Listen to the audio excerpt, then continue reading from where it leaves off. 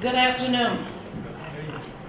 Thank you everybody for being here today. We will call to order the MTA WeGo board meeting to order.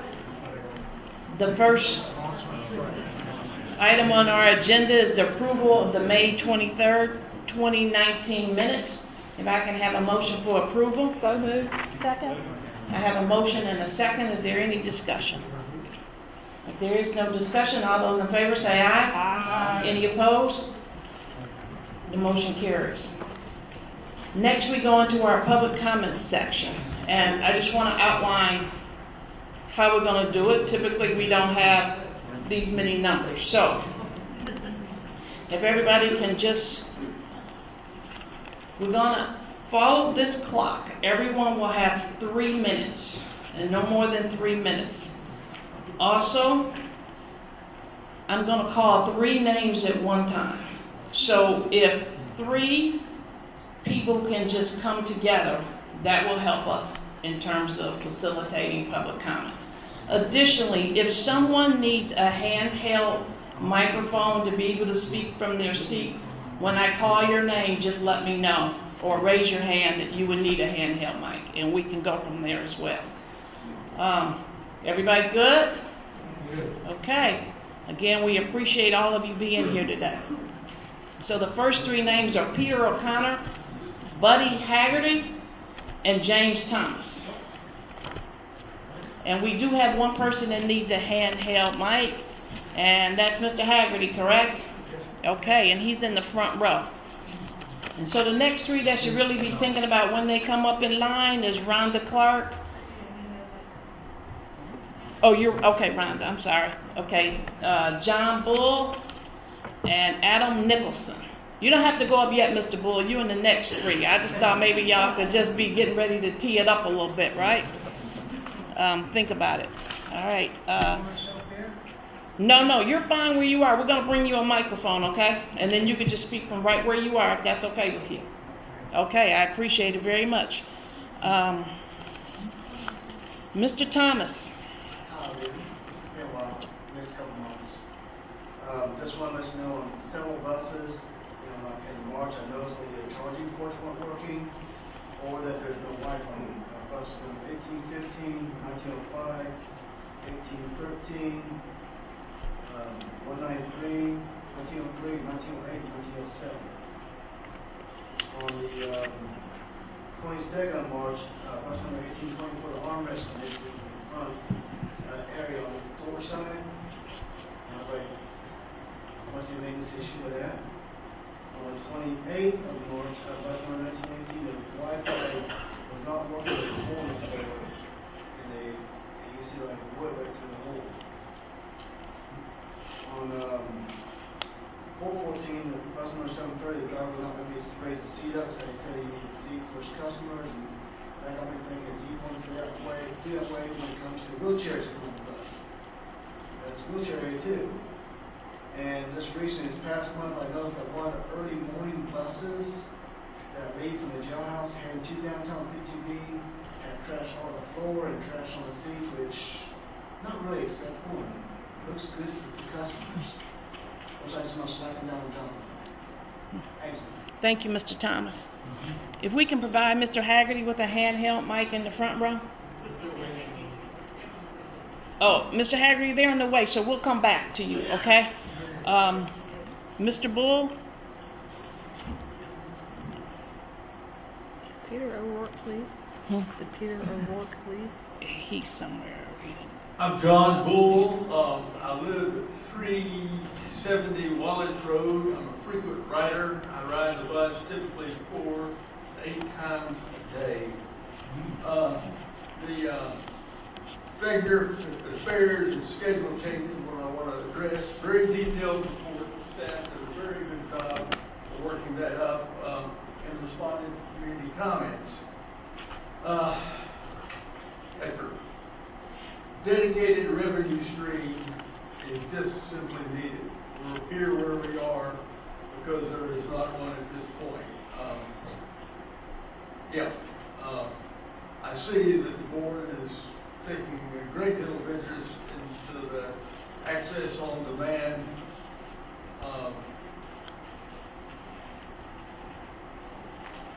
which is a really needed program. It's a wonderful program. And the fare going up to 7, hitting people, well, y'all know where I'm at, over people. Alternative transportation modes have been espoused by some people who are mayoral candidates, which to me means bicycles and greenways and sidewalks. We're just not up to that. Low 20s every year, people are killed walking on the road. 19 so far this year have died. Nashville's just not ready for that. Uber lost $1 billion last year. They may break even in 2025, maybe. Crosstown connectors, I'm glad the altered proposal is restore Southern service on Route 25 and midday activities back to normal on Route 77. That's pretty much it. Again, if you say anything, dedicated revenue streams, extended hours and frequencies, just what are needed. Thank you for your time. Thank you, Mr. Bull. Mr. O'Connor? And we are at 3 minutes, Mr. O'Connor. Thank you.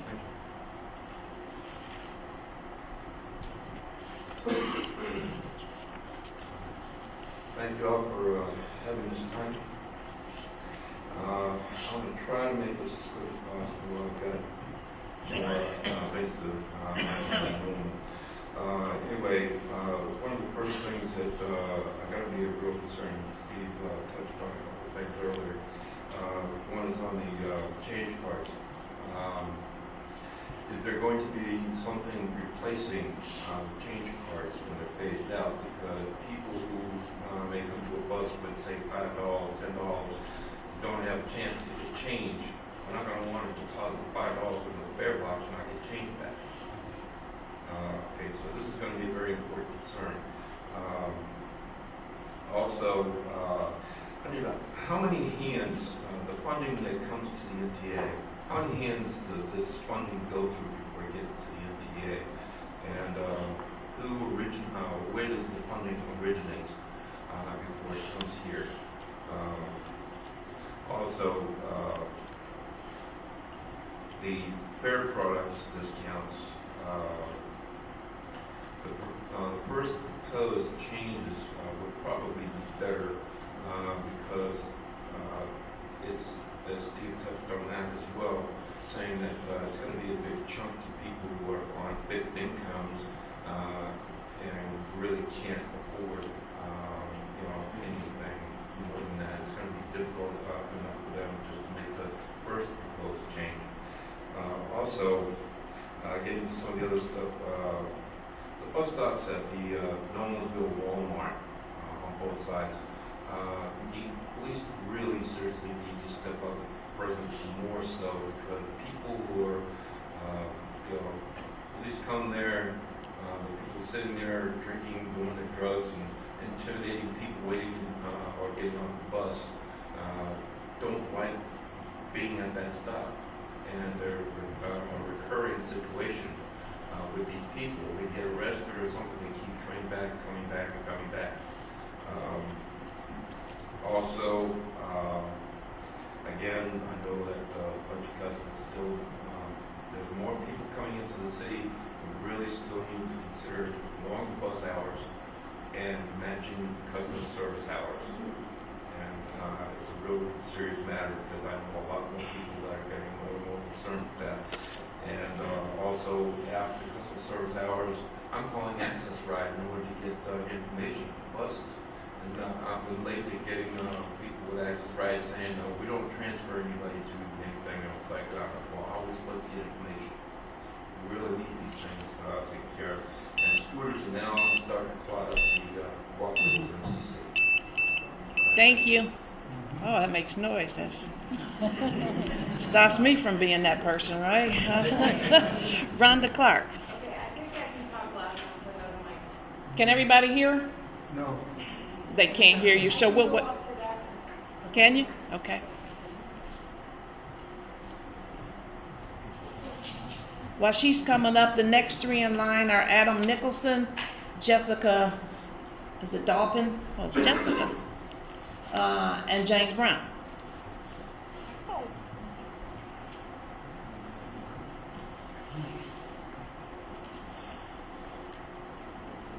Push that mic down.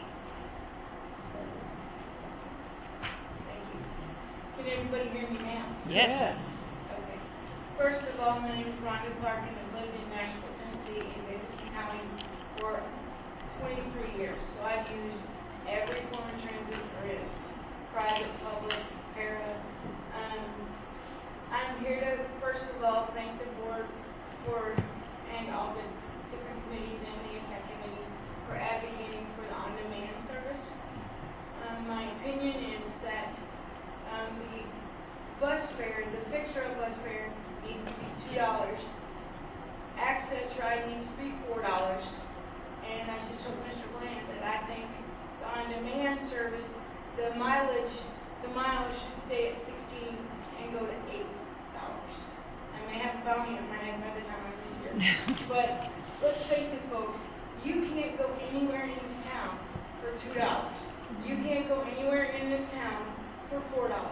You can't go anywhere in this town for $8. You can sit in traffic and waste $2 worth of gas sitting in traffic. And for those of you that are saying, what's going to replace the change cards? We may not have change, if we have $5. You plan accordingly. I plan every single day before I take my trips. I plan everything I do. Yes, life happens. I get it. But those of you who can use the fixed route bus have a much easier time getting on the fixed route bus than someone like me.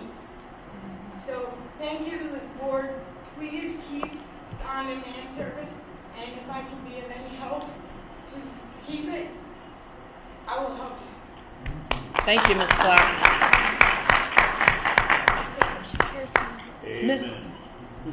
Mr. Haggerty is in the front row, and he's up right now. If you raise your hand, Mr. Haggerty, she'll bring you over the microphone. And you have 3 minutes. Yes, I have about 3 complaints. One is when I call in and set up my rides, they read it back to me like they're supposed to, but come date till my rides is due.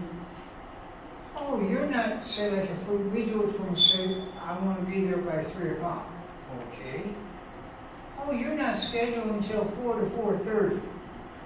Now that's ridiculous. Because, they would, like I said, they read it back to us like they're supposed to, and it's right. So whoever's taking it off of the computer needs to learn how to read, evidently. Another thing, there has been more than one time we get standing out there waiting on our rides. We call in at the end of our half hour. Where's our ride at? Oh, we don't have anybody in your area. Now, we set up our rides well in advance. So, what do they mean we don't have anybody in your area? That's ridiculous. That's my comments right now. Well, thank you very much, Mr. Haggerty.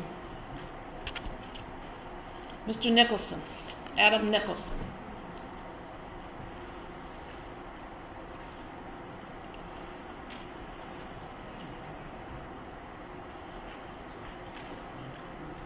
Hello, I'm Adam Nicholson. Lift the mic. Sure. All right. My name is Adam Nicholson. I live at 722 Crescent Road here in Nashville. I'm a Nashville native, so I've seen the city grow a lot over the years. I've seen a lot of transit improvements over the years. I remember when transfers were at Dedrick Street out in the elements. So we'll get some improvements here or there when we take them, and I look forward to more transit stations down the road. This is a big challenge that I really commend the board on being able to meet everybody at WeGo to take such care in these proposals to keep as much service as possible.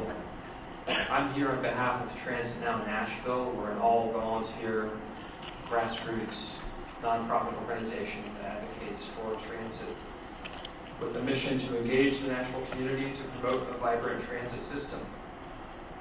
So a few major points we would like to endorse especially. The emphasis on the continued need for dedicated funding, implementation of new fare card technology no later than December 31st, 2020, adjustments to the recommended fare increase to maintain more service, as painful as that is, it seems necessary. It is our hope that the hard work WeGo has done to meet this challenge will help keep Nashville on track in becoming a city with an ever-improving transit system and an even better place to live. Thank you. Thank you.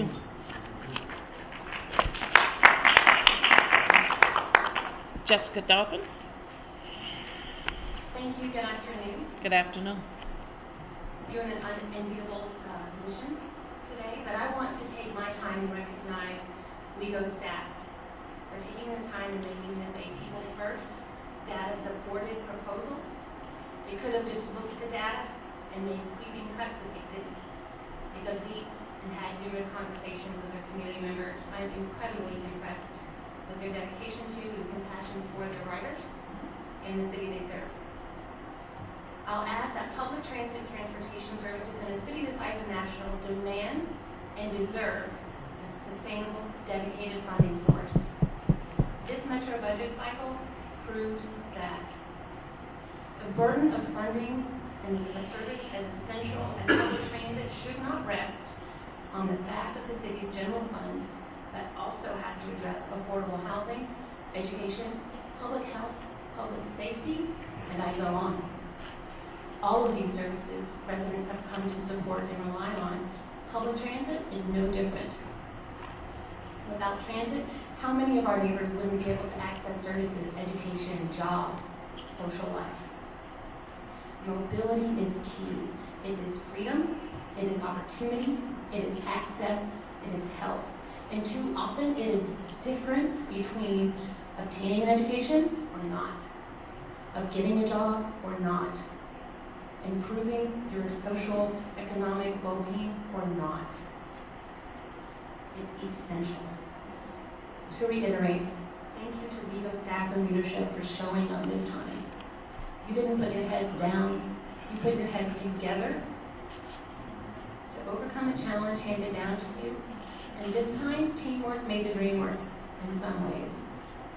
With that said, my sincere hope is that we don't come to you asking you to do it again. I hope we can find sustainable, dedicated funding for public transit. Thank you. Thank you, Ms. Dobbin. James Brown.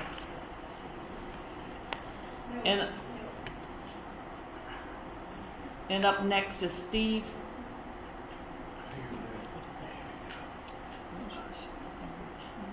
Ryder, and Nancy Lee Holmes, and Michael Milliner. So next three can get ready. I'm sorry. Mr. Brown, good afternoon. Good afternoon. Yeah, I'd like to propose an alternative plan altogether. And that's that we just get rid of MTA and we all use scooters. No. You don't like that? Well, I'm here to talk today about the $4 access ride plan. There's kind of a misunderstanding between how much people who use the regular bus system and how much people who use access ride really have to pay.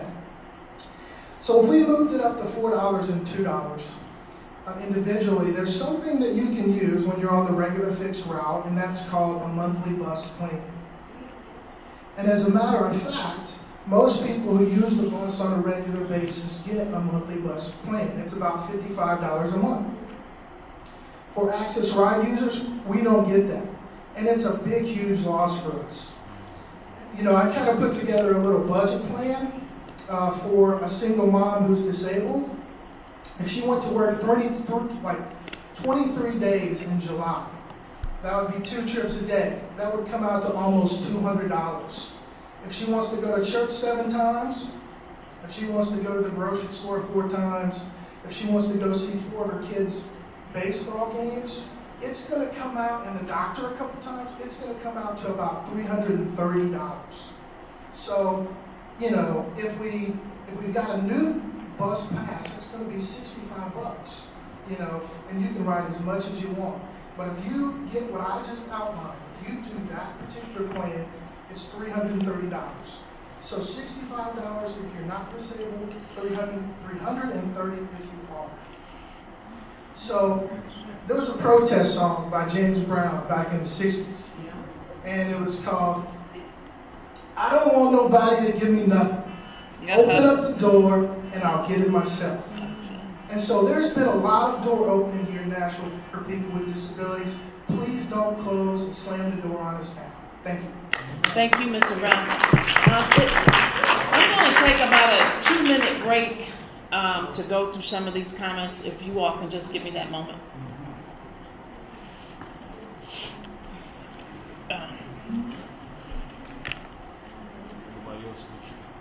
Yeah, there's more people.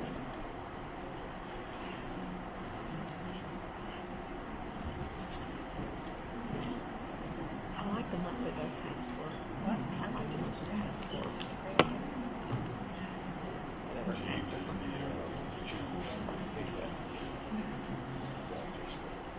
Oh, is it? I'm sorry, you guys. It's okay. It's not your thing.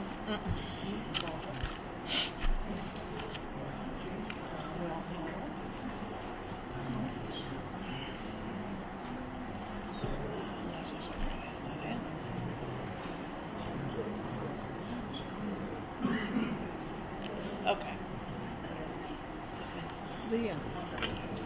Since we're discussing these now, I'm in favor of the monthly pass for access to plans. It's expensive to do that. I don't know what it is. Okay. Steve, are we good?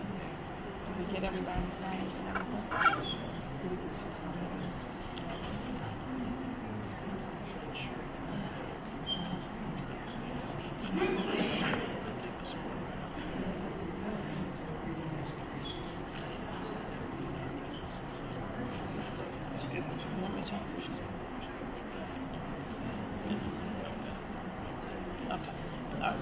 Okay, I think I got it.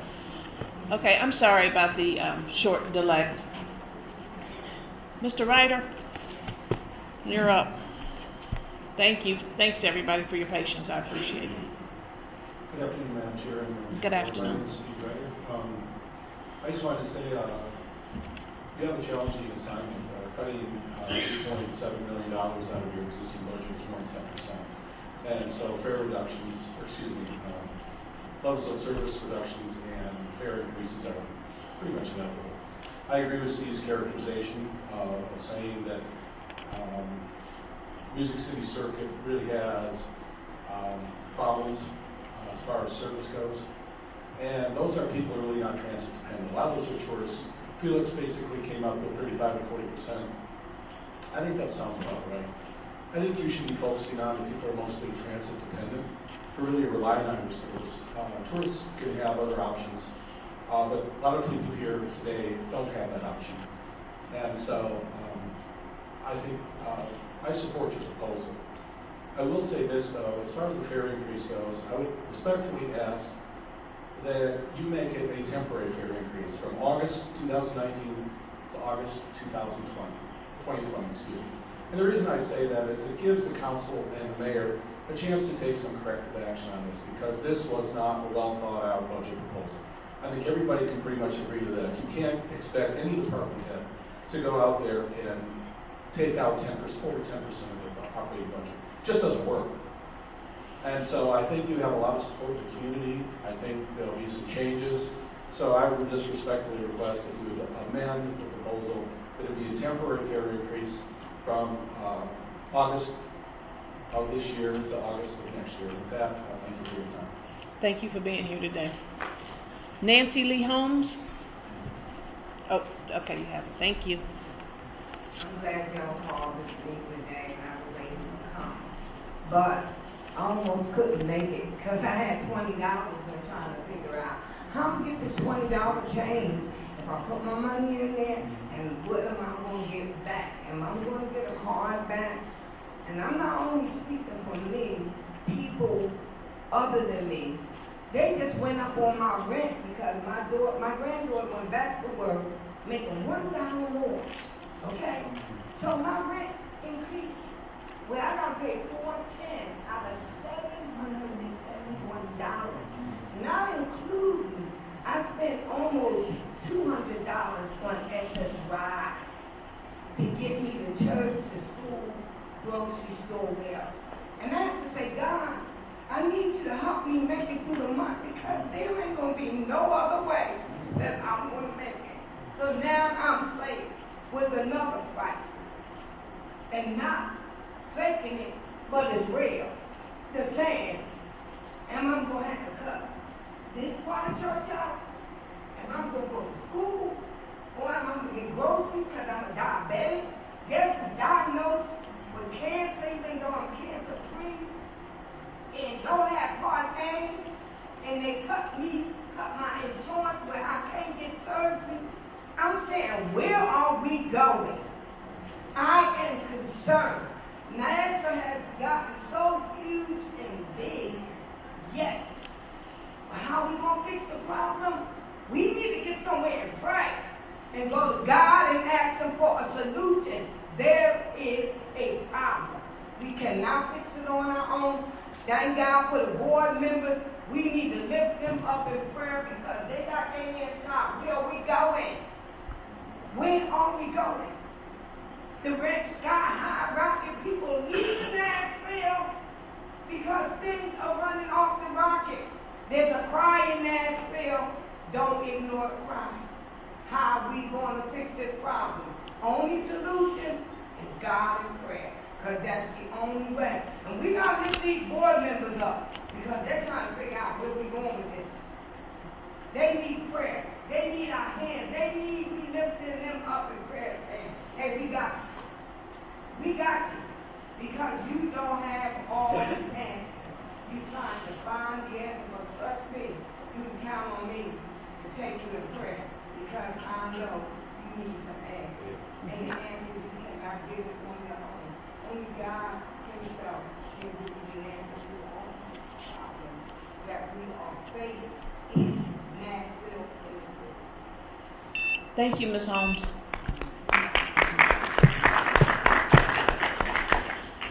Mr. Milliner, Michael Milliner.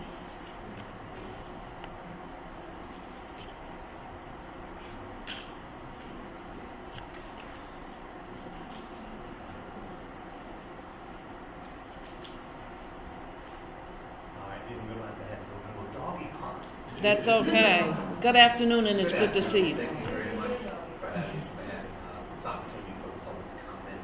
My name is Michael Milliner. I'm with the Middle Tennessee Uplift Foundation. Our organization's mission is to combat poverty and cycle poverty through awareness and education. We're also a member of the Middle Tennessee Transit Coalition. I won't waste a lot of time. I'll get right to it. The number one thing that we're here to do is support Jessica Dawkins, to support Mr. Bull, to support Adam Nicholson, who talked about dedicated funding being the solution.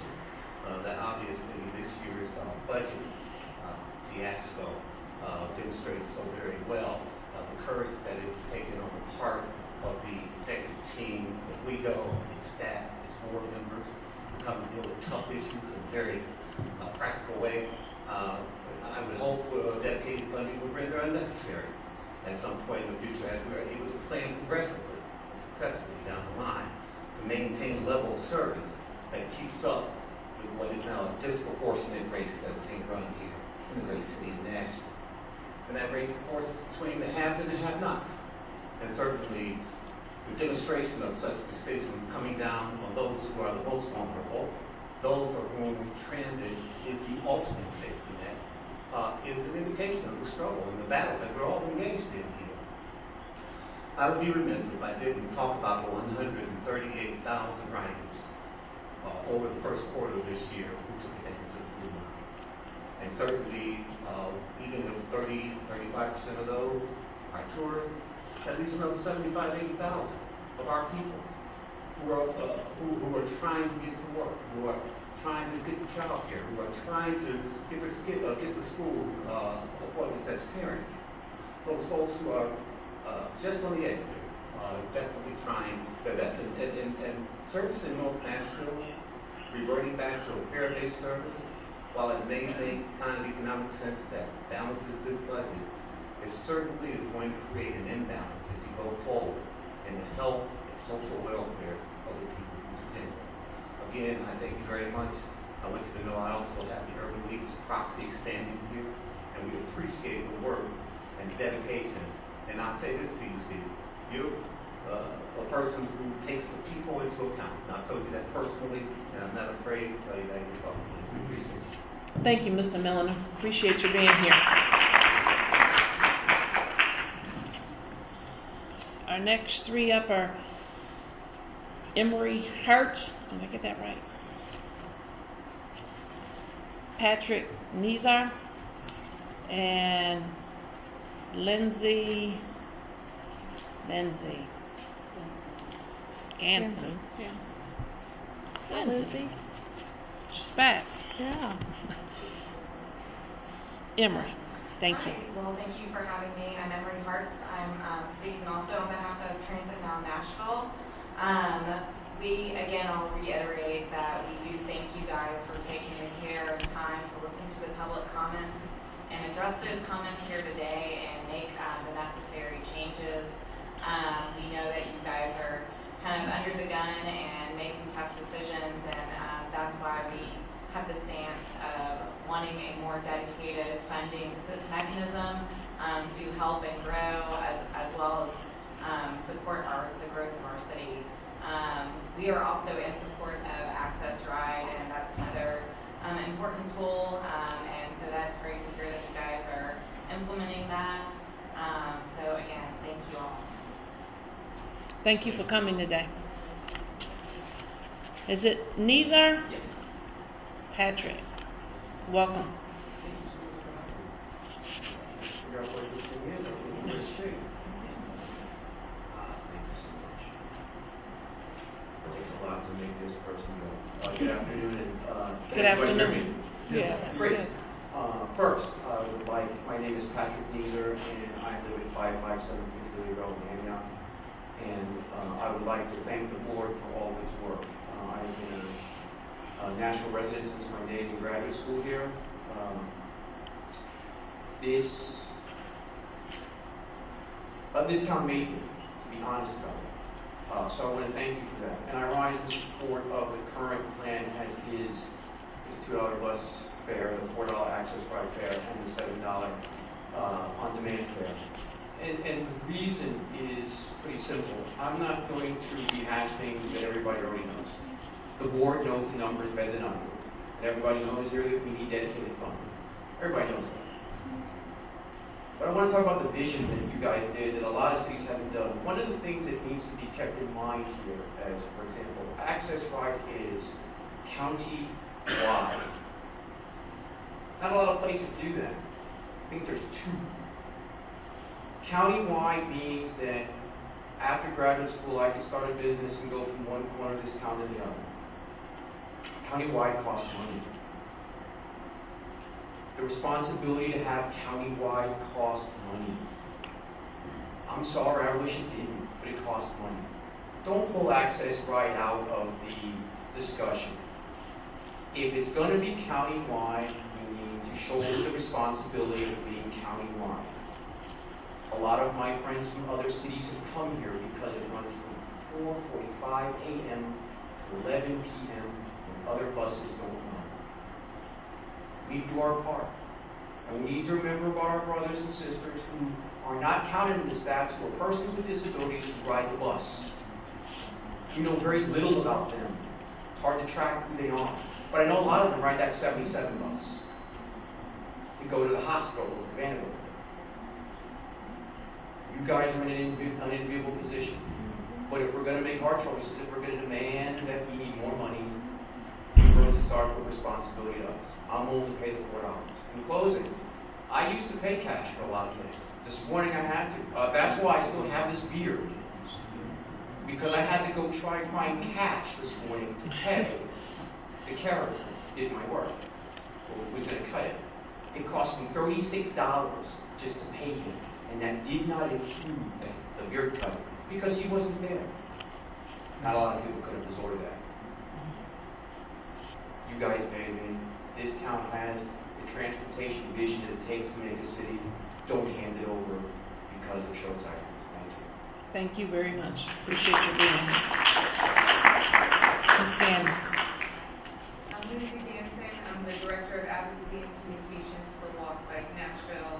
I'm reading a statement today on behalf of Connect MTN. Connect MTN is a coalition of more than 30 organizations and businesses, many of which you've already heard from today, including Music City Riders United, Vanderbilt University, AARP, Greater Nashville Realtors, Middle Tennessee Uplift Foundation, Nashville Civic Design Center, Urban Housing Solutions, Urban League of Middle Tennessee, the Nashville Area Chamber of Commerce, and about 20 other businesses and organizations. Our members share a vision for reliable, equitable, affordable, and diverse transportation options for all Middle Tennesseans. Connect MTN's actions focus on near-term transportation access improvements, dedicated multimodal transportation funding, and policy reform. Connect MTN believes that transit is a critical connector to economic opportunity and enhances the quality of life for our citizens. As Nashville grows, our transit system should be expanding so that more Nashvillians have access to the opportunities that growth brings and our city remains equitable and affordable. This, as many others have already said today, this year's budget cycle is an example of why we need a dedicated source of funding for transit. WeGo completed the in-motion long-range plan in 2016, but implementation is falling farther and farther behind schedule. We need a dedicated revenue source for transit so that long-term transit plans can be implemented to support access to economic growth for all communities. Until there is another referendum for a dedicated source of funding for transit, we hope that when our mayor and metro council members are faced with difficult budget decisions in the future, transit remains a priority. Thank you all. Thank you for being here. Our next three up are Katonia Smith, Sam, I'm not certain how you say your last name, and Darius Knight.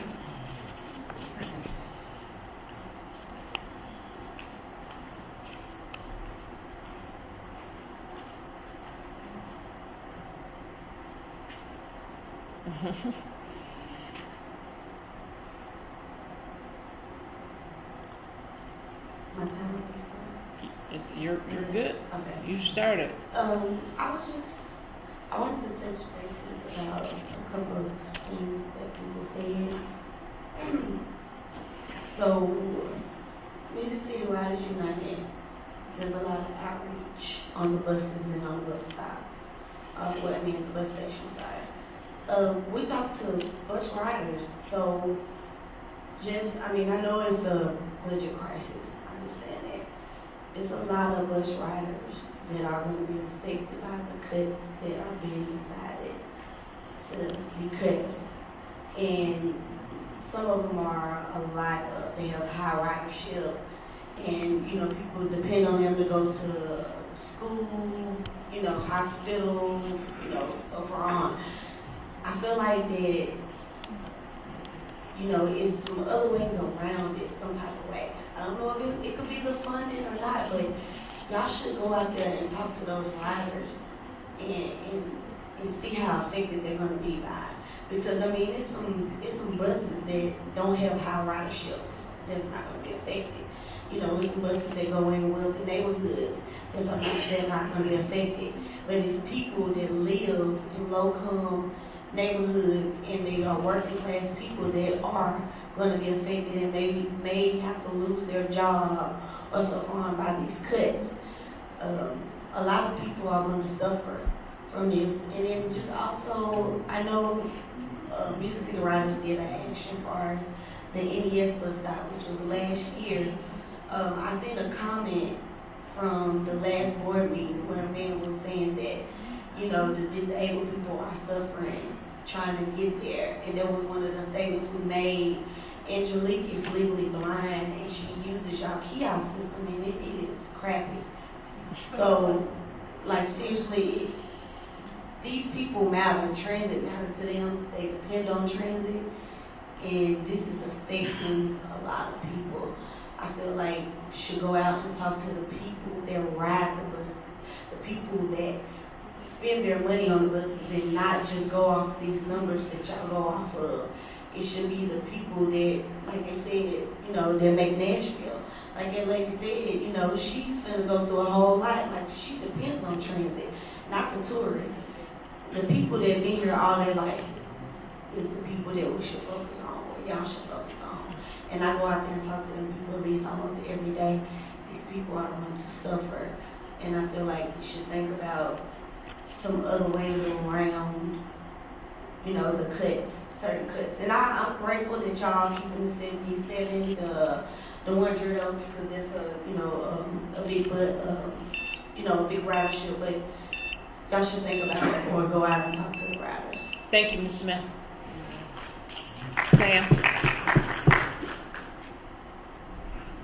And if you could please pronounce your last name for me. I wanted to hear you try it at least. You want me to try? It's pronounced Petula. Petula. Petula? Petula, yes, Petula. Thank you. You're on. I wanted to say thanks to the board today for the opportunity to speak. And I don't think I can really, a lot of what I was going to say has already been said, and a lot better than I really ever could by folks who are facing some of these things directly. But I wanted to say that I think everyone here in this room right now is on the receiving end of a dispiriting decision, I'm not the first one to use that word, by elected officials like Nashville Mayor David Briley and the Nashville Metro Council to cut the transit budget by 10% in real terms. At Music City Riders United, where I work and where Katanya also works, we do see y'all at WeGo trying to make these cuts hurt as little as possible. We see y'all working on that, and we appreciate that. We also see WeGo responding to some issues that we had highlighted in the original cuts as they were outlined. We see you all responding to that too. We see y'all working to maintain the access to 100 Oaks and the medical services there, and maintain some of those midday and Sunday access options on certain routes that our members were concerned about, and we appreciate that too. But I think the question now for everybody in the room is, how are we in Nashville going to make our elected officials stop putting WeGo and bus riders in this terrible situation of deciding which benefits we have to give up and which benefits we have to cut? Which benefits are going to be taken away? We see a transit system having its hands tied and its decisions made for us by elected officials who get really creative when it comes to finding money for the world's richest corporation, Amazon. We found $102 million for them, and $14 million for a private water park at Opryland Resorts. But suddenly they can't find literally a single dollar in extra additional funding when we face all of these budget cuts and our bus riders protest these budget cuts. I'd like to encourage everybody on the board and all users of public transit in Nashville to consider why we are forced to have this conversation today about what's going to get cut. Who is it that's making that happen? Because that's a choice. That's a choice that our elected officials are making. They are forcing us to have a conversation about what we're going to give up instead of giving us an opportunity to talk about what we can add, which I think is what every single person in this room wishes was the case. So why do we have to have these conversations? Who is cutting the budget for transit services, and why are they doing that? Which Nashville politicians are deciding to cannibalize public services for working Nashvillians in order to turn around and give lucrative handouts to multinational corporations? We need to address these problems in any way that we can, so that instead of talking about what gets cut, we can sit here and talk about the future and what services are going to get added. We all want to see those extended access options, those extended hours, better services all around. I hear a lot of people talking about problems that need to be fixed, but our hands are ultimately tied as long as we're subject to these continuing budget cuts. Thank you. Your time is up. Mr. Petula, right? Petula. Thank you. Thank you for being here. I appreciate it. Mr. Knight. Good afternoon, everybody. Good afternoon. First thing I want to say is, I don't know if anybody thought about this, but August 1st is when these changes will take effect for the fair, but nobody's paying attention to the election day, which is also August 1st. So I was going to ask this board for them to delay that price effect on August 1st for August 2nd, so that it is not looked at as we're keeping certain types of areas or people from getting to the election booth to actually vote on August the 1st. Secondly, I would like to address this repeated issue. Now, these drivers, your maintenance staff, they're hurting. So I want the customers to understand that yet we are going through certain types of situations and having to pay more, but these drivers and these people who are actually working on the buses, they're going through just the same thing. Because when the council and the mayor do this to the budget, it also affects them as well. They're actually having to work overtime. I've actually come across a few drivers who have told me they have worked overtime and still have not been paid. So for me, that's a concern for me, because if the drivers are not getting paid by the certain time and it has gone over a month into 3 months and they're still talking to these staff members about not getting paid, that's saying to me that if money is not going to these drivers to handle their actual pay for overtime, then what's really going on? Why are the buses still in disarray when we keep having this conversation from 2015 all the way up until this point? I've heard somebody mention about trash on the floor. I've been saying this for the last several board meetings, but yet I still have not seen these buses fixed or cleaned. So I would just like to say this. If you're going to go up on your customers, if you're going to cut routes, you better make sure that on September 29th, every single 40-foot, 35-foot, and 60-foot bus and access ride van is in tip-top shape. I'm not joking, because if I come to the board meetings in September and we have that same discussion and the problem is still there, there's going to be a problem. Because then I'm going to go back to the same council members that I have been talking to within these last 3 weeks. I'm going to ask them what their issue is. And hopefully we will have a new mayor on August the 1st. One who will actually respect transit, respect the CEO of WeGo Public Transit and its board, who takes the time out of their schedule to come here and, as you can see, fighting for us. So I would like to say, give their staff a round of applause for at least thinking about us, because they could have just said forget it. Thank you. Thank you, Mr. Knight. Councilwoman Porterfield.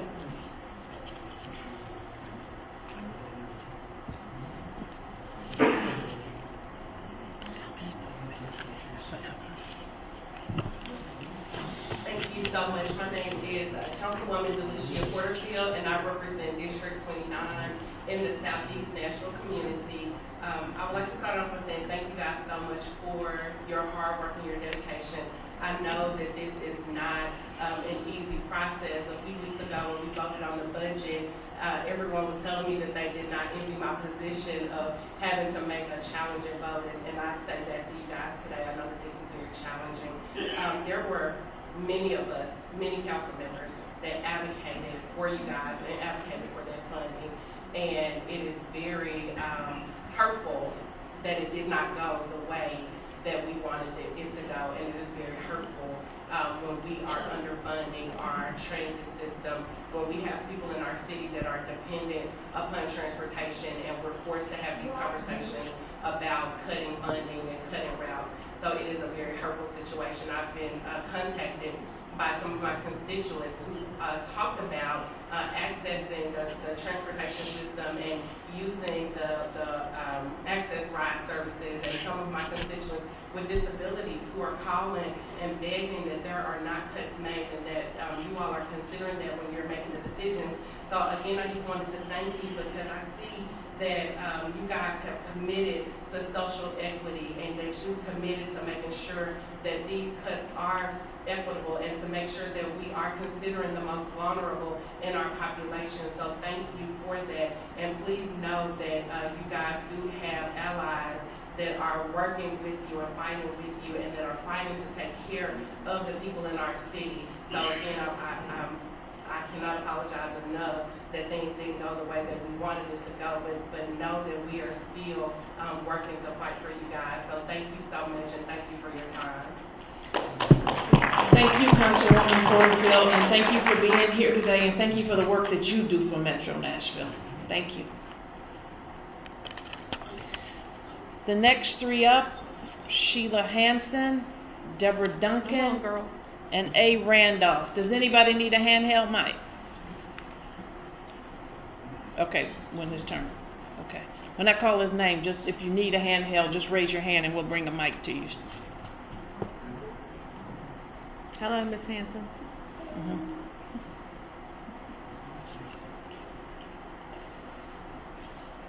Good afternoon, everybody. Good afternoon. Yes, I would like to thank WeGo MTA for having these meetings and letting us have our say. I don't understand the whole process of trying to get dedicated funding.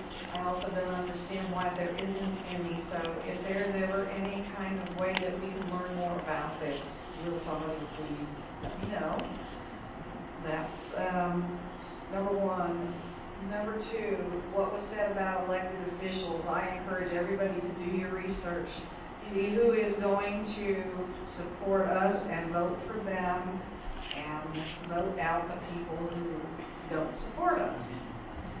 Mayor Briley is doing the complete opposite of what, when he was vice mayor under Megan Barry, what they were trying to do to improve it. That fell flat, and now he's doing the total opposite. I don't understand cutting a public transportation system in a growing city. Access Ride, I don't think their fare should go up to $4 when the base fare is going up 30 cents a ride for base fare, and Access Ride fare is going up 60 cents for the people who can least afford it. So I don't support the $4 raise. Okay.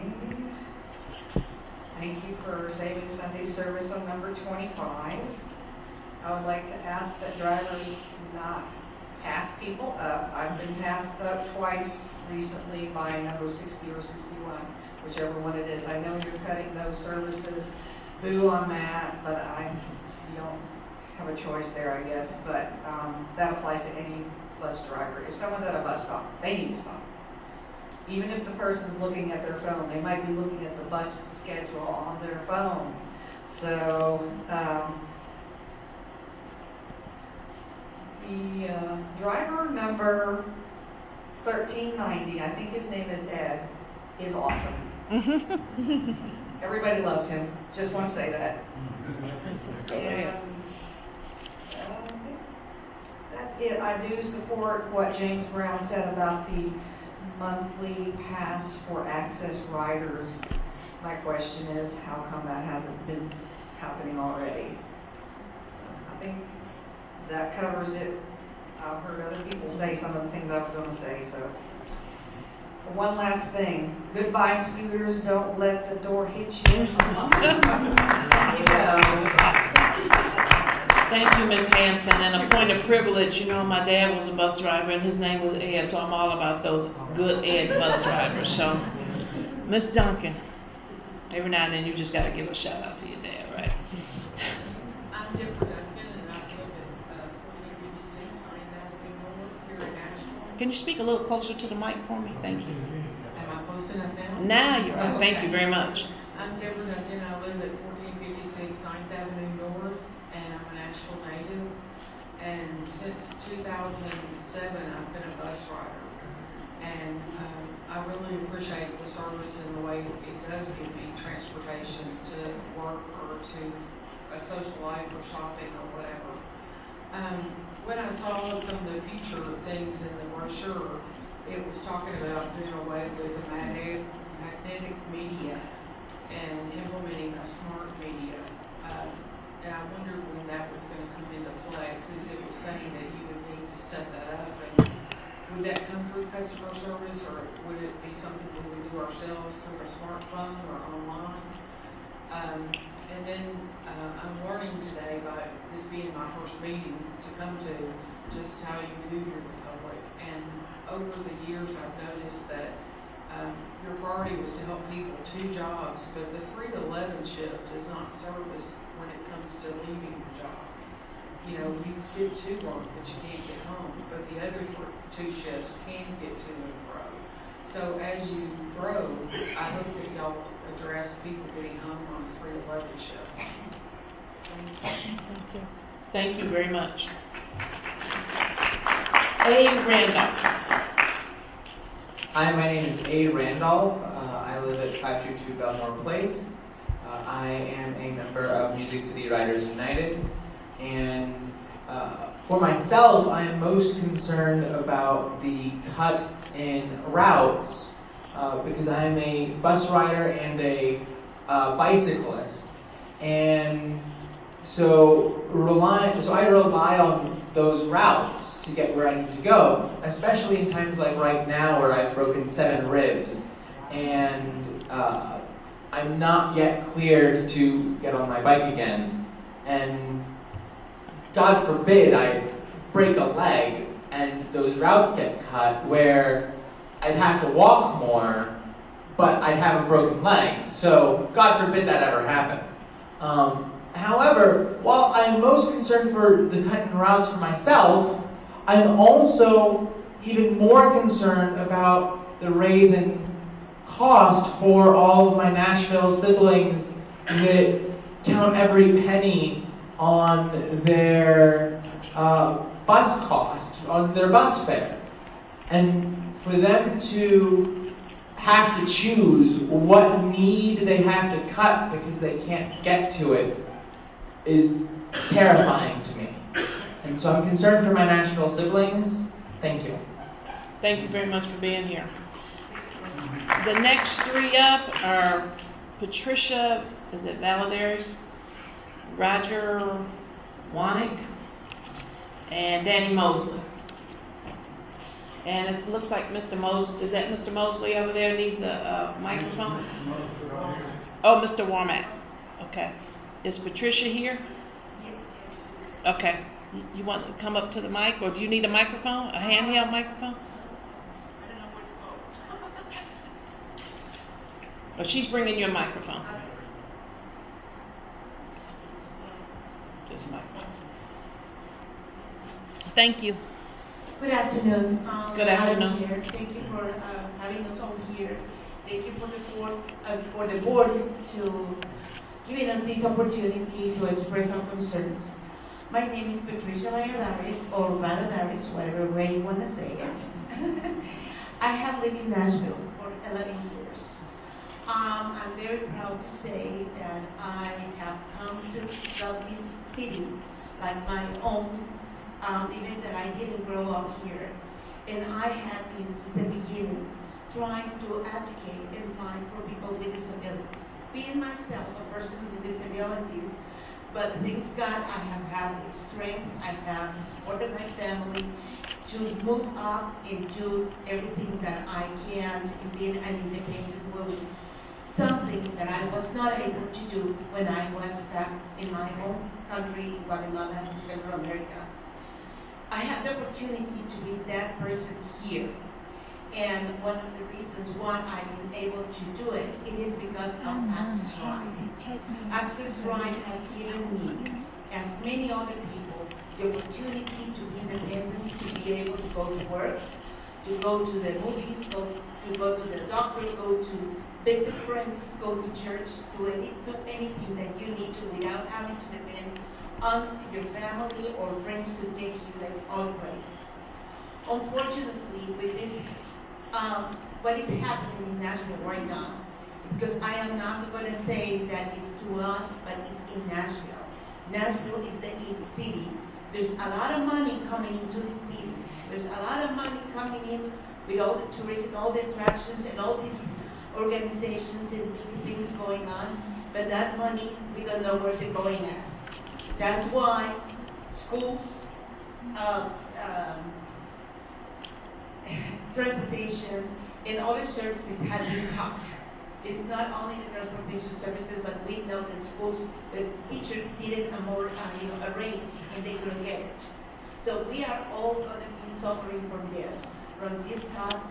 But hopefully the next mayor and the next people that we're going to be electing are going to be conscious and see that the money that comes in here to Nashville, it stays in Nashville so we can grow. The other thing, and I want to just really quick say is that the minorities that we have are the ones that we use in access drive. I'm not talking for myself. I'm talking for the others that cannot do it, for the ones that cannot express their thoughts. But for them, just the way that the access ride is going to go up to $4, that means that it's going to be $36 a month in their budget. Thank you, ma'am. Your time is concluded. Appreciate your being here today. Mr. Warner, do we have a microphone for him? He's on this far side over here.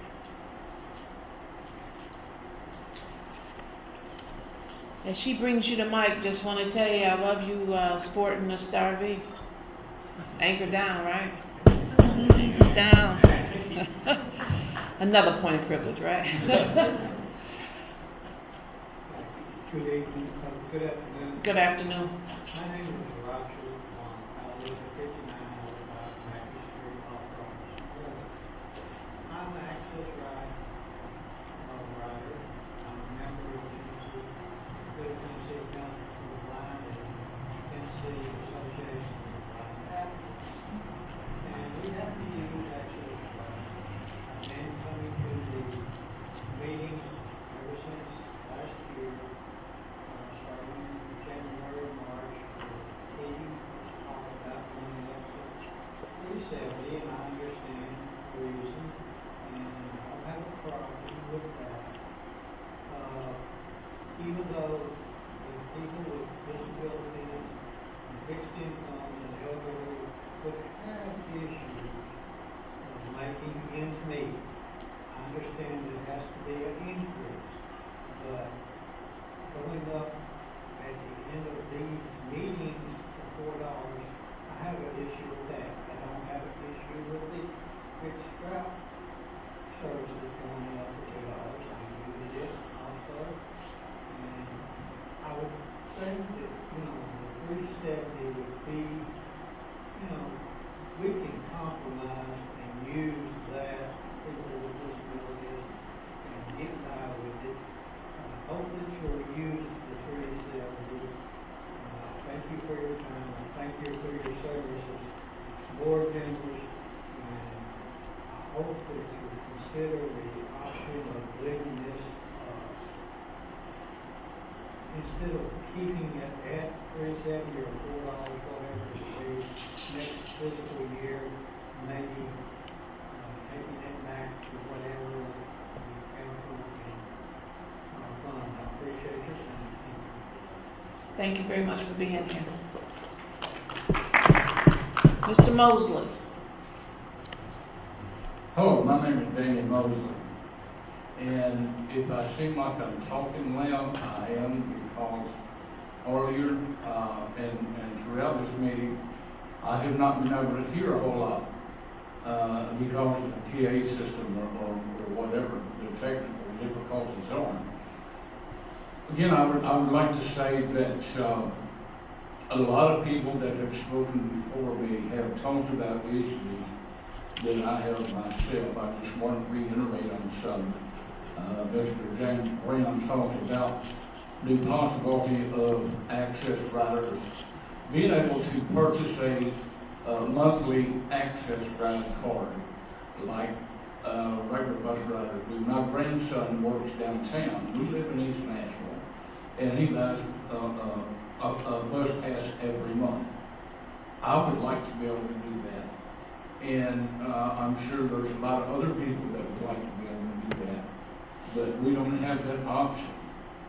Although I can ride the regular city bus after traveling 6 blocks, crossing Johnson Road, which is almost a death wish, and and doing that manner there. But I really wish that WeGo Access would think about having a monthly bus pass.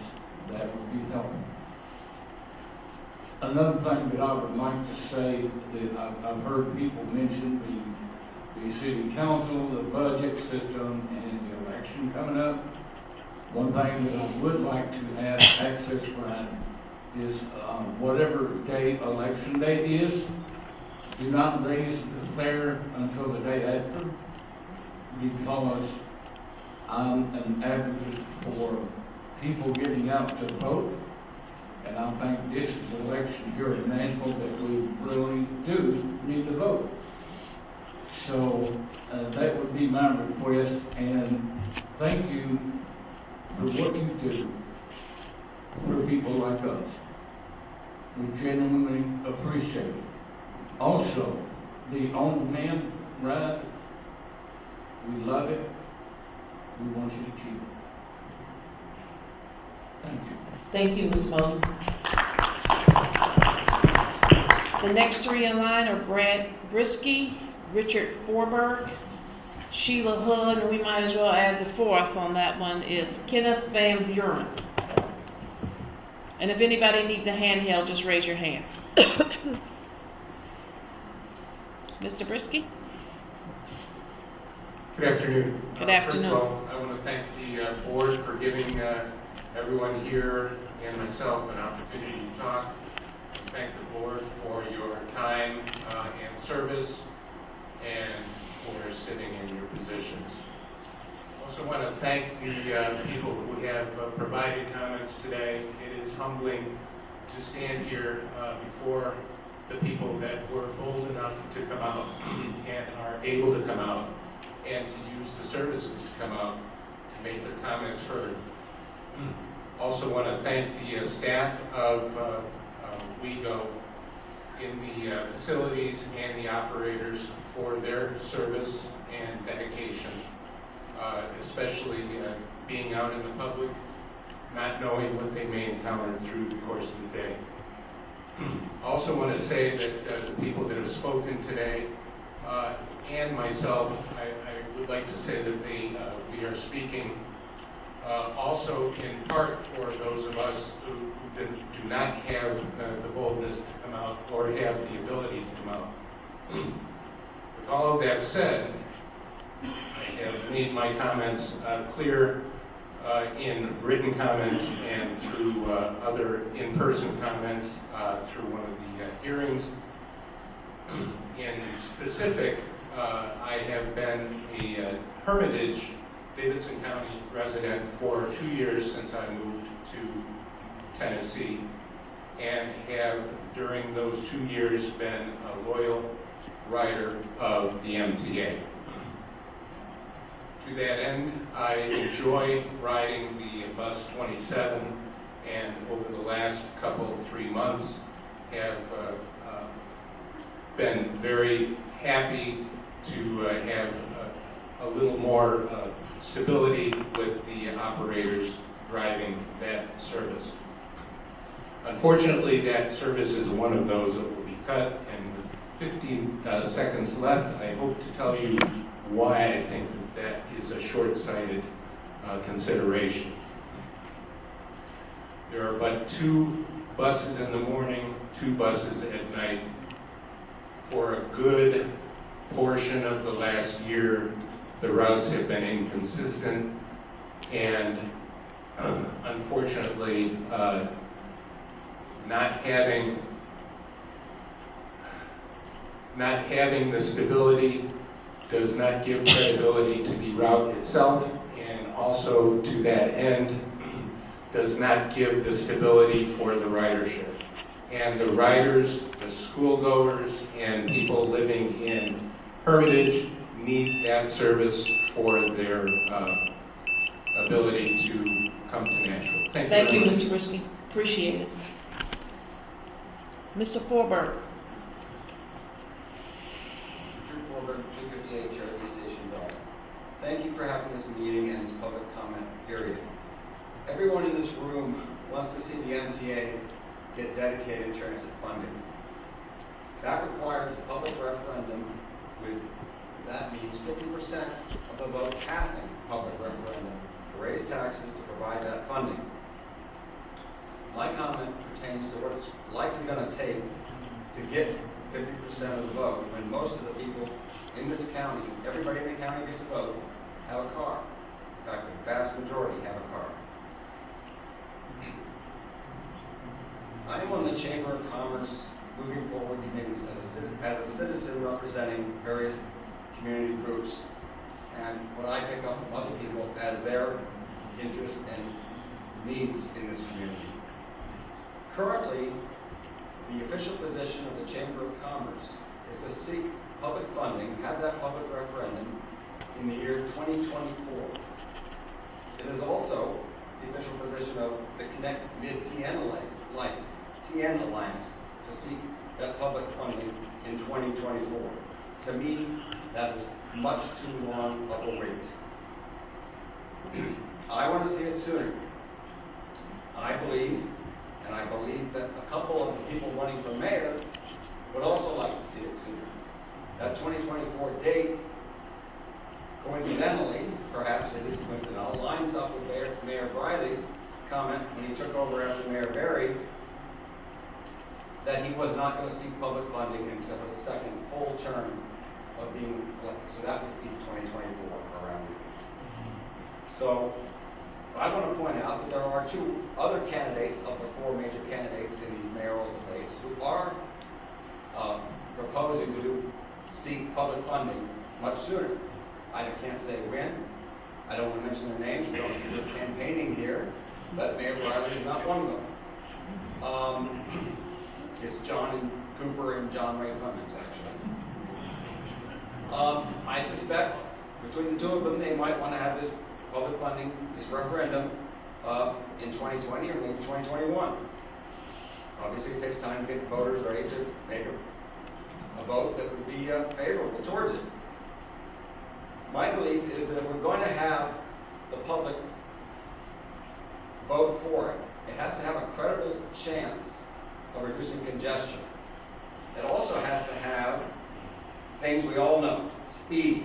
All the routes have to be fast and direct as much as possible. Cleanliness, comfort, frequency of route departures, like every 10 minutes. Reliability, ease of access, ease of use. Not this complicated trouble we're having with other things. And comprehensive coverage. So let's work towards that. Thank you. Thank you, Mr. Forbert. Sheila Hood. Good afternoon, Ms. Hood. That is Jamaica Dalton. That's okay. I live at 1413 Montgomery Avenue, and my concern is the 2830. And I walk out of my house every morning just about I go Montgomery Avenue. And if y'all don't cut the McFerrin out, I'm going to have to walk down to Jones Avenue in Mission. So I want to speak to everybody who rides the McFerrin bus to stick with me. Definitely need some information. I live at 1413 Montgomery Avenue. Thank you. Thank you very much. Kenneth Van Buren.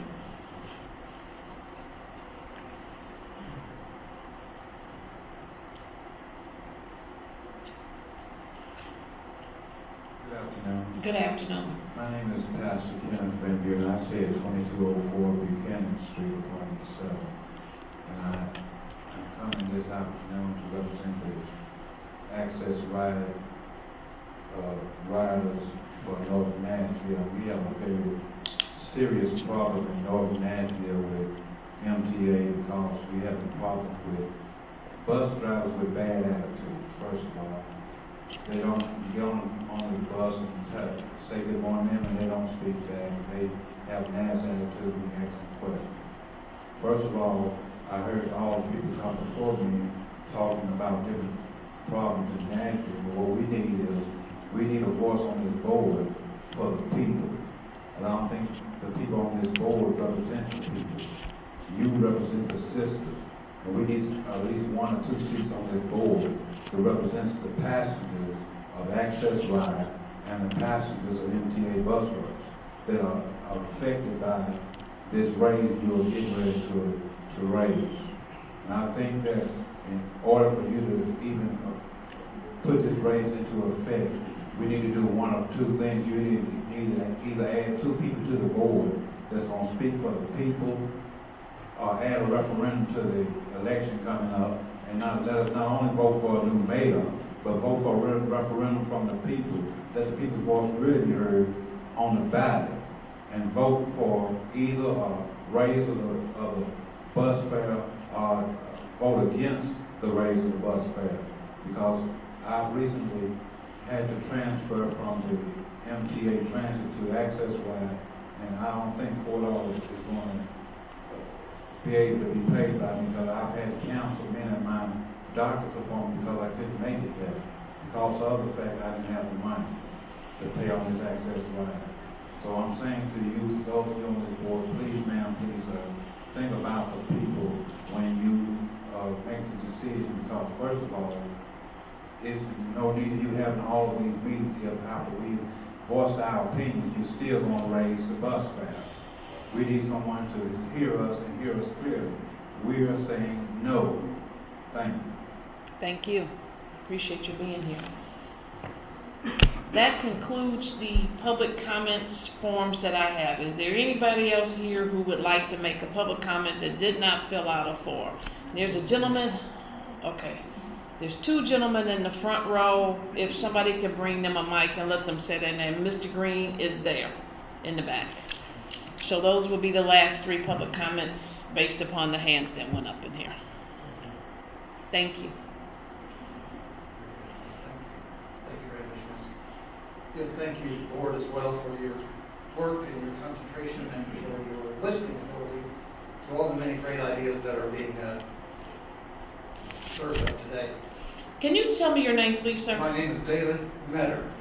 Thank you, Mr. Meador. M-E-A-D-O-R. I am a member of the Middle Tennessee Council of the Blind, and I'm also a member of NOAA. It's Nashville Organized for Action and Hope. So I'm very fortunate to be involved in the community, and I've spoken before the council before on various issues. And I think what is really needed, and all your comments are correct about the fares and also the service routes and so on, but it's really a paradigm shift, a new vision, if you will, as to what the public transportation system in Nashville really could be. If I'm not mistaken, I think there are roughly 100 new people coming into Nashville per day. That may be a figure that's understated or overstated, but we're growing. And my wife this morning, when she and I went out for breakfast down on the Thompson Lane area, first thing she said to me is that the traffic is worse than ever.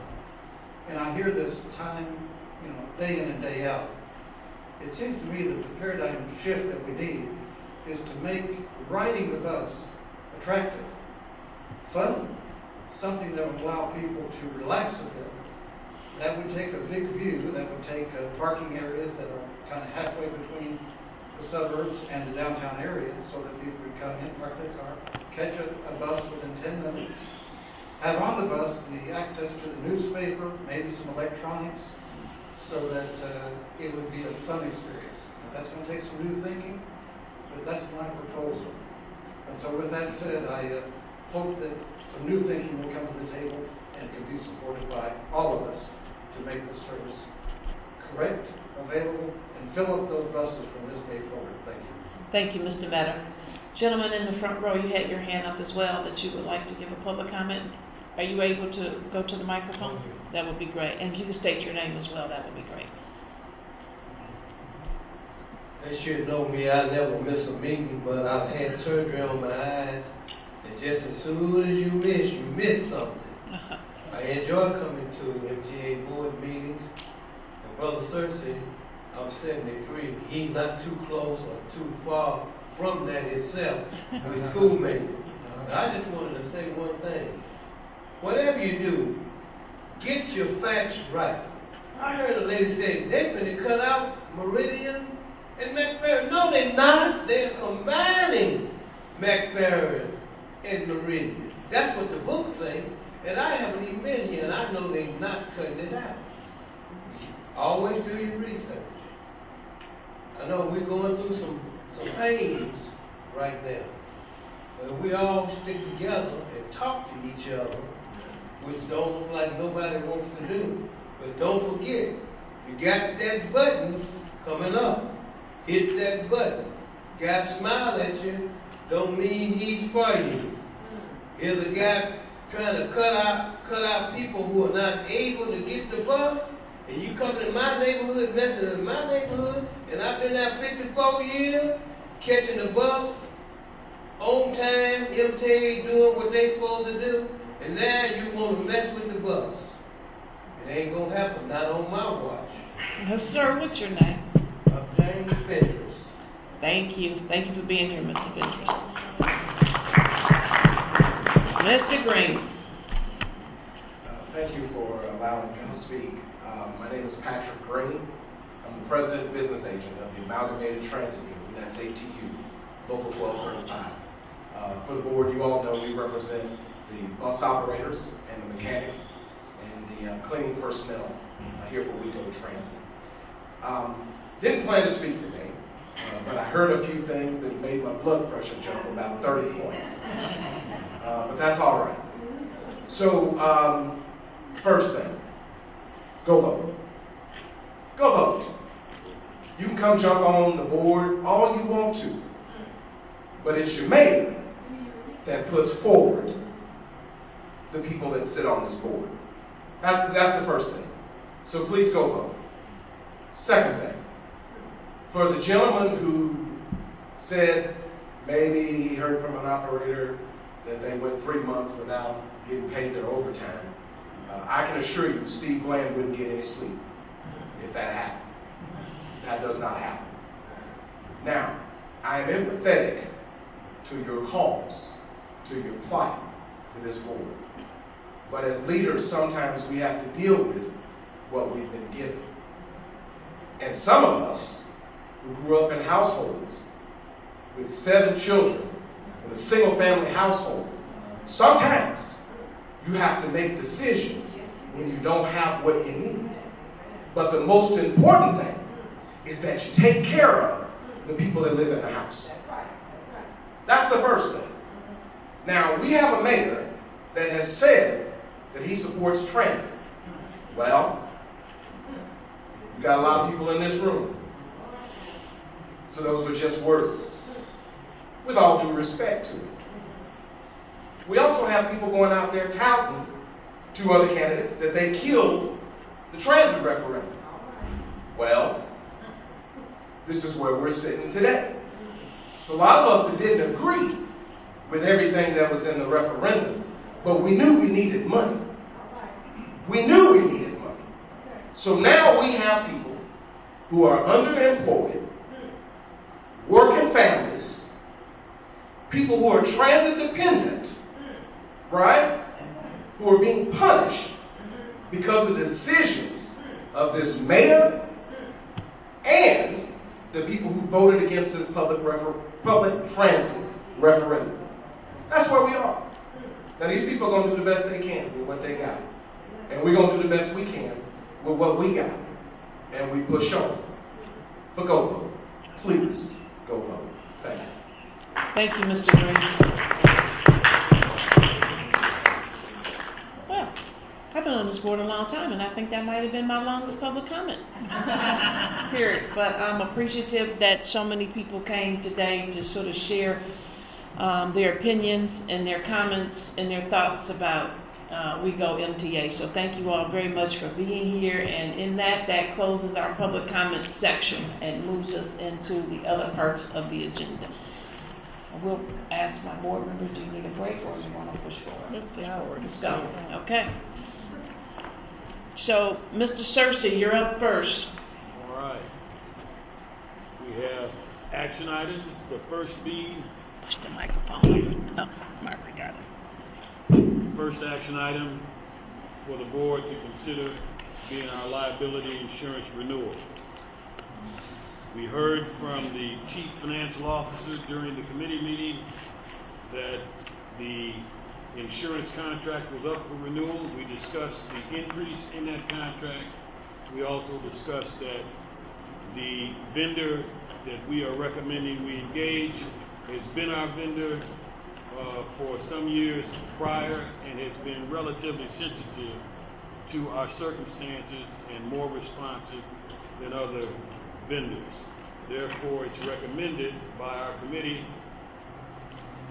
that the board authorize the Chief Executive Officer to enter into a contract with RLI Insurance for our liability coverage for the period effective July 1, 2019 to June 30, 2020 for $3 million in coverage with a $100,000 deductible for a premium of approximately $884,220. So if that's the recommendation of the committee, it doesn't require a second, but thank you down there. I appreciate that. So moved down there. Any further discussion? No further discussion. All those in favor say aye. Aye. The motion carries. We have liability insurance. Thank you. All right, our second action item is regarding the renewal of the Regional Transit Services contract for MTA/RTA. The committee heard the discussion during our committee meetings and now recommends to the board to renew first the contract for regional bus service and secondly the contract for connecting bus services supporting commuter rail. Both of these contracts are for a period of 1 year beginning July 1, 2019 through June 30, 2020. Contract 1 for an amount not to exceed $1,704,470 for regional bus services, and contract 2 for an amount not to exceed $175,174 for connecting bus services supporting Music City Star Service.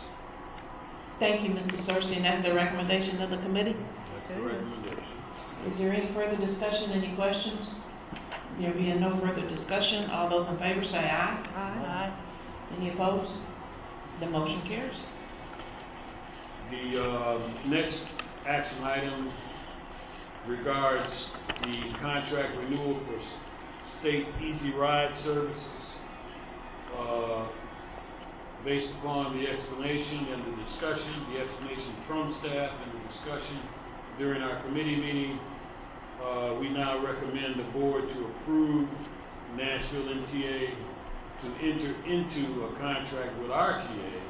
It calls for the MTA to reimburse RTA for Easy Ride trips provided to state employees participating in the Easy Ride program at the rate of $3.15 per ride for a period of 1 year, beginning July 1, 2019, ending June 30, 2020.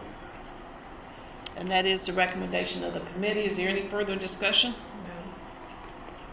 There being no further discussion, I love Easy Ride programs. They're so cool. We make sick people go from work. So thank you very much. All those in favor say aye. Aye. Any opposed? Easy Ride program, the motion carries.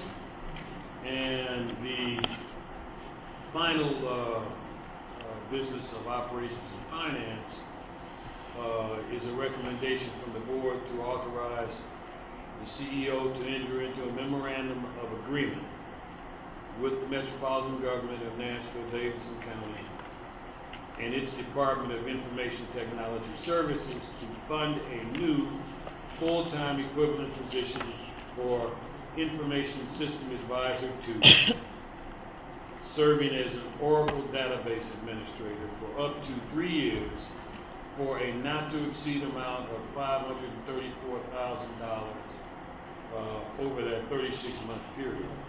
Funding for year 1 of this position is available within the Fare Collection Upgrade Project capital budget.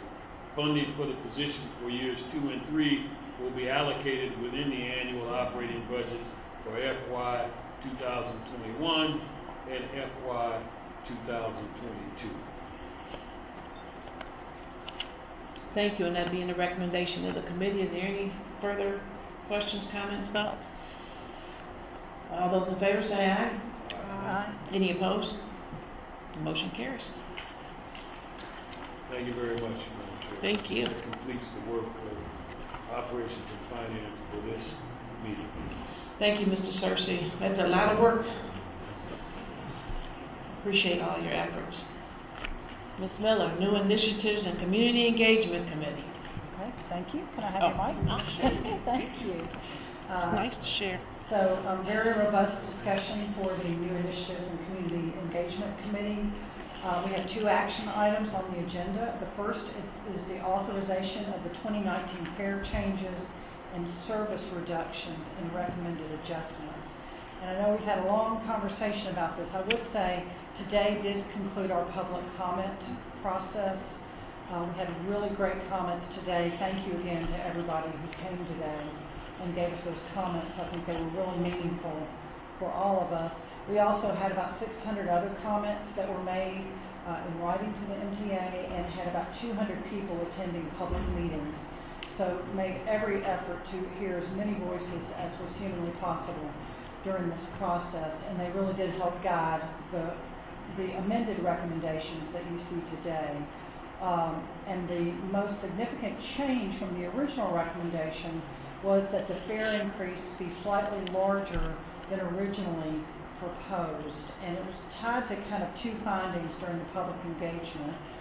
One is the $1.85 versus the $2, that many customers for convenience would be putting the $2 into the fare box. So that was one of the driving factors that we heard a lot of in these public comments. The second was, if we were to increase to the $2 fare, we can bring another $310,000 that can help bring back some of the cut services that we heard were pretty painful, including the Midtown route, midday service on the 77 Thompson Connector, the late evening service on the 8th Avenue South. So that is how staff got to that amended recommendation. Based on that discussion, we had quite a bit of discussion at the committee level about the proposed increase on the access ride. The original proposal was to go from $3.40 to $3.70. The second proposal would take that to $4.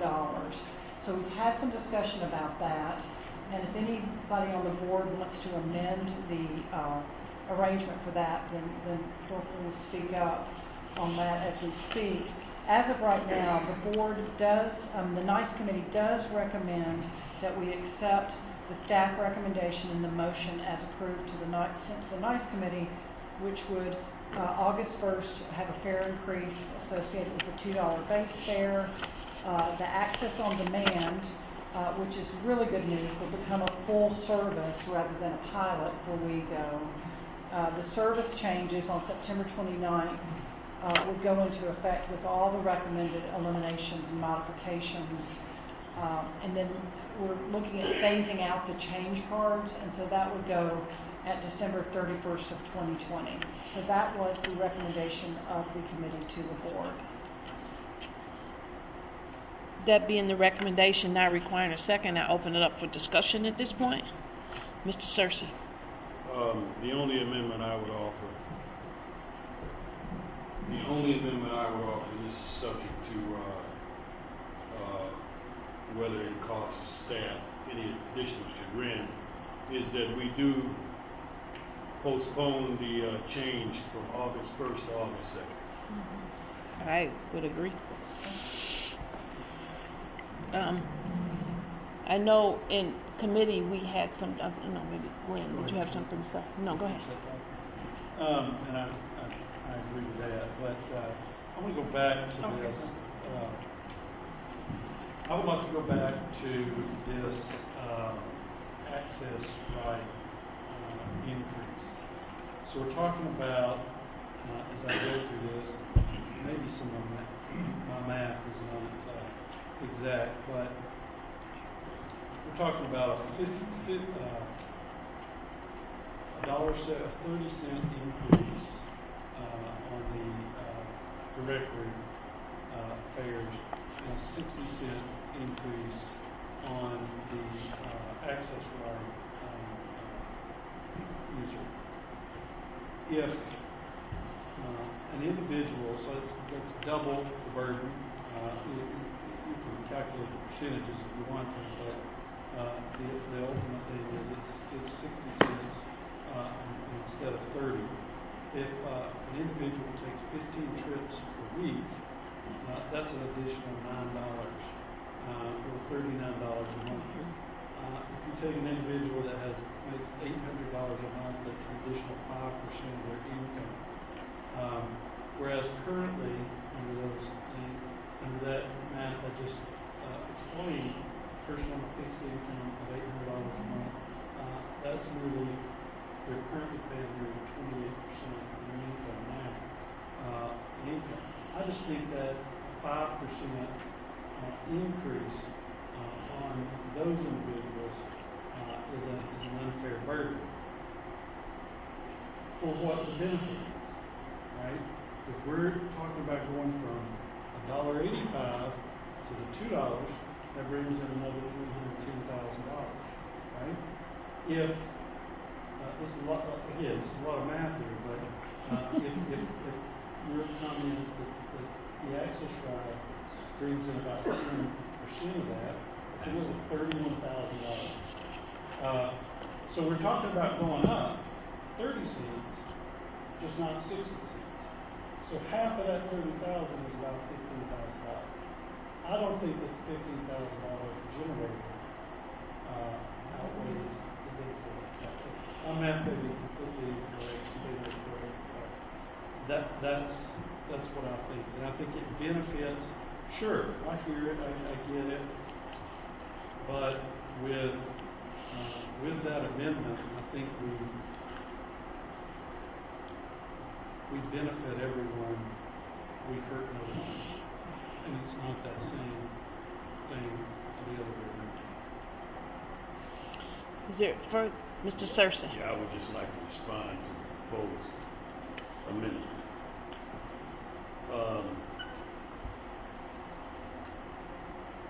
First of all, I'm not going to oppose it, but I do want to say this. I am that fixed income person who's in a wheelchair.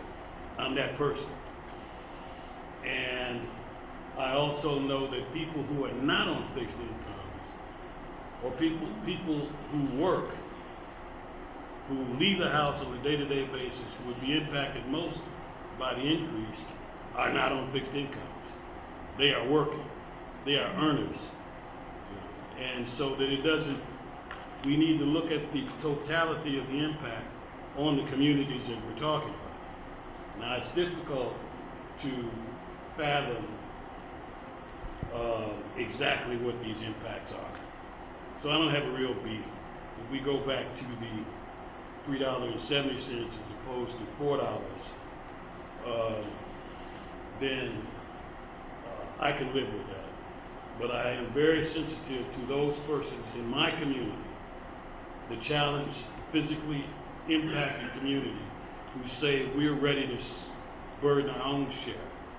And you don't have to be necessarily looking out for us in ways that are not consistent with our realities.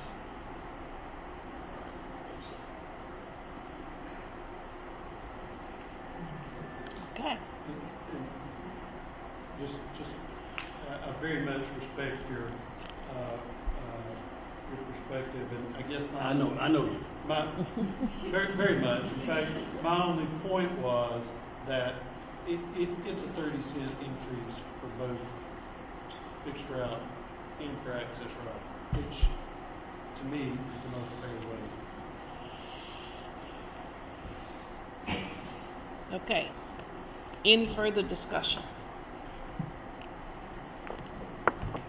So what I recommend you do is vote on Walter's amendment first, his motion on the August 2nd to amend the motion before the committee, before the board, and then maybe have Lynn make a motion regarding his amendment. So we have a motion in front of us to amend the recommendation of the committee that the fare increase starts on August 2nd instead of August 1st. Is there a second? Second. There is a second. Is there any further discussion? No further discussion. All those in favor say aye. I think we should call it Darius's amendment. That's my only thing. Call it Darius's amendment. So we also have a second amendment, and that motion is to amend the recommendation of the committee to set the access ride fare at the original recommended amount prior to going to public comment at the one ride $370, the one ride access on demand $650. So we have a recommendation to modify. No, we have a motion to modify the recommendation of the committee. So is there a second? Madam Chair, let me stop you right here. I think, Glenn, is this correct, that your motion was only about access right and not on demand? That is right? correct. Oh, okay. That is correct. Okay. Well, we'll strike what I just said. And that was a good catch. And I thought that's what you said, so I'm glad you. That's good. Okay. And I apologize. So and in other words, nothing like having a good secretary down there to help you I along. think the motion is to allow the $2 base fare charge with the exception of access ride, and that rate would be $3.70 instead of $4. Does that sound right? That's my motion. Okay. That is his motion. Is there a second? Second. Is there any further discussion? All those in favor say aye. Aye. Is there any opposed? One abstention. And there is one abstention. So the motion carries. Now we go back to the recommendation, correct? Correct. Yeah, you got it. Oh, my Robert's Rules of Orders. So there's a recommendation with the two amendments, and the recommendation does not require a second. So any further discussion? There being no further discussion, all those in favor say aye. Aye. Aye. Any opposed? The motion carries. Okay. One more. Last action item for the New Initiatives Committee is a simple proposed adoption of a continuation budget. We felt like we could not approve a budget until we got through this discussion and knew what the fares would be. So this is just a motion to continue under the current fiscal year budget until July or August when we can factor all of this in. And that was the recommendation from the committee. Being a recommendation of the committee, is there any further, not requiring a second, is there any further discussion? Being no further discussion, all those in favor say aye. Aye. Aye. The motion carries. Whew. Does that conclude your report? You sure now? You sure don't have a couple more things we need to go through? I'm good, thank you. Thank you very much, Ms. Miller. And Ms. Miller, congratulations on your reappointment to the MTA WeGo board. That was approved in council last year. It's a pleasure to serve with you. You too, Madam Chair. Thank you so much. So the chair's report. I don't have a lot to say other than, equity is hard work.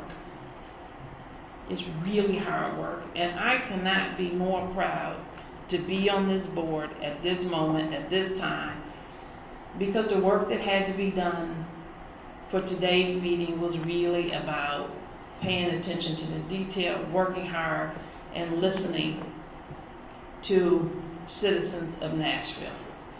I think the staff did, we called it surgical, and I think it was surgical. I think they dug deep to make certain that they found the best solution to the situation that we found ourselves in. So I'd like to give them a round of applause and say thank you. And Steve, your leadership has been exemplary, so thank you very much. My fellow board members, you all are great. You're courageous. You work hard. You pay attention to the details, and you listen and you understand. And as someone said here early today, do your research. You did your research, and you worked hard, and you helped to guide the staff and Steve to be able to present today.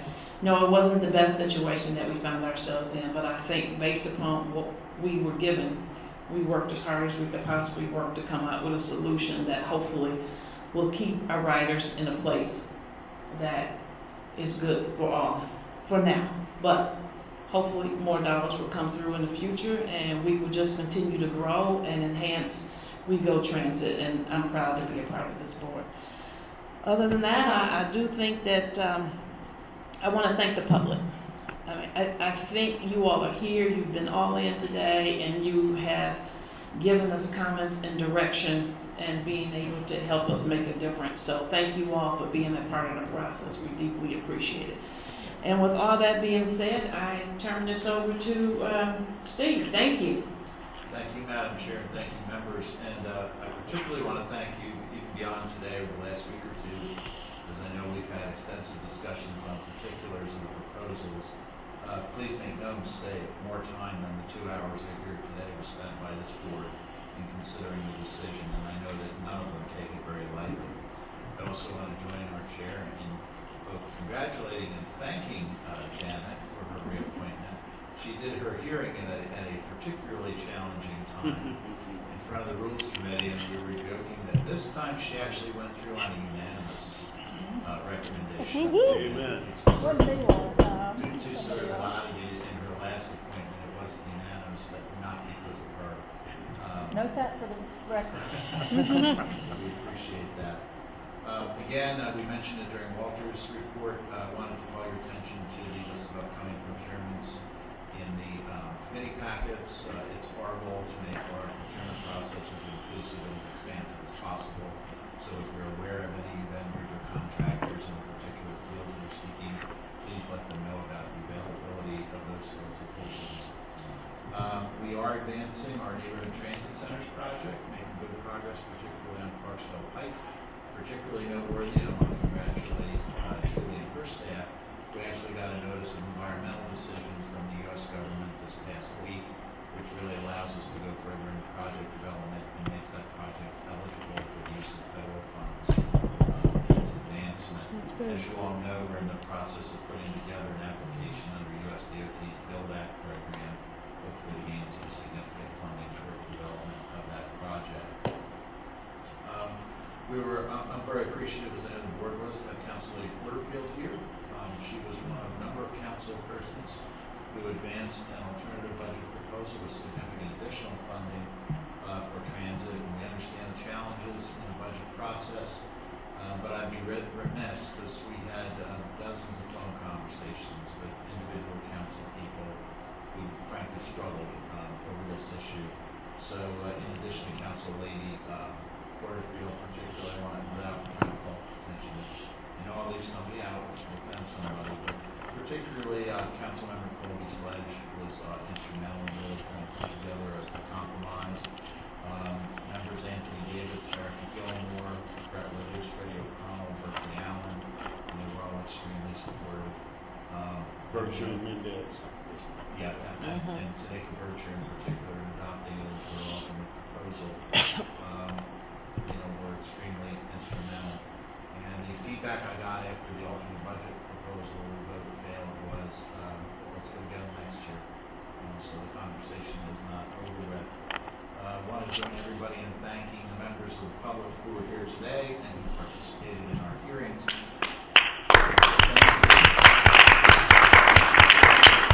But I also have to ask you for one more bit of assistance. We do not live under the false illusion that all 32,000 of our daily riders know exactly what's going to happen or are as engaged as you all have been. So frankly, after today, the staff attention turns from making recommendations and decisions to getting information out, trying to educate the public about their options. So please, as you're riding the system, let people know what's happening and the time frame. Please refer them to our website or other collateral material. We'll have folks doing outreach between now and September.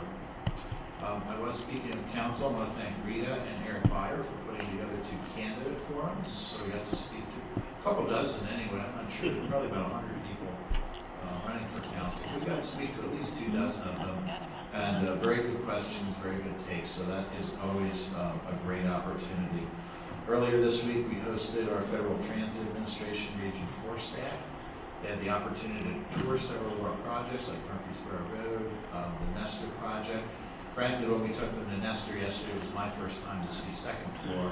And Gail, I'm going to encourage that we try to do a field trip, maybe July or August, to tour the Nestor facility again.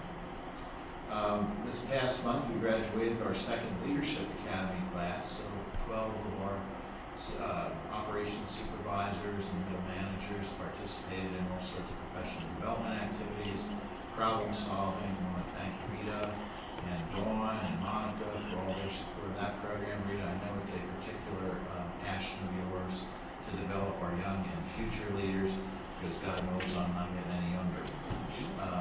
So that's really important. And I always bring you up to speed on RTA items. Not too much to report this month. Working with consultants from HDR Engineering who are advancing a study of STAR to see how we might make improvements in that facility, both short, medium, and long term. And I always like to end on a positive note, and I see him in the audience, so I want to let the board know. In fact, I'm going to make a public announcement today. I haven't gone out yet, so I'm sure Rita and Julie and everybody will freak out. You all know Trey Walker in our engineering and project management division has been doing a great job, doing a little bit of reorganizing. Effective July 1st, Trey will become our chief engineer. And along with those responsibilities for engineering and construction, he will have under him all WeGo facilities. So if the elevators aren't working right, when the water fountain isn't working right, when the escalator's down, Trey, raise your hand and let's call Trey. So all y'all who've been calling me at all hours of the day and night, Trey will be handing out his cell phone number for completion. And now, of course, the new socks. Unless there are any questions, Madam Chair, that concludes my. Are there any questions of Steve? Well done, Steve. Thank you very much. And I'd be remiss if I did not thank Monica and Rita for putting together the meeting here today and making certain that we had enough space and the opportunity for everybody to be comfortable at our meeting today. So I appreciate both of you for doing that. And I feel badly I didn't say it in my report, but I didn't forget. So it's good. Anybody else have anything for the good of the order? We good? Correct, Brother Fincher. He's several years in advance. Oh, he's several years. Nothing like a good friend to call you out when you least need it. So before we go any further on calling somebody out and throwing shade places we shouldn't, let's just say thank you all very much for being here, and we go out. Adjourn. We go out. We go. Yes. We go out. Go out.